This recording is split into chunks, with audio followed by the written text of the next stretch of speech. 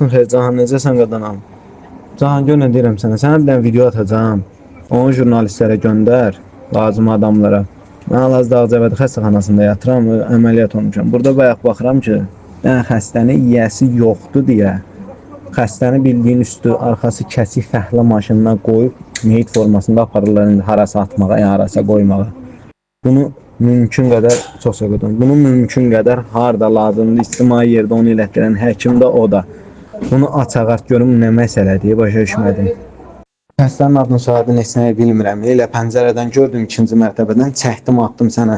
Ağcabədi rayon mərkəzi xəstəxanasındadır. Hal-hazırda saat 7:14 dəqiqə işləyib. Bu vəziyyətdə yaz paylaş. Həmin vaxt orada kim olub, dejur nə həkim, həkim onu göndərən kimdə hamısı üzə çıxır.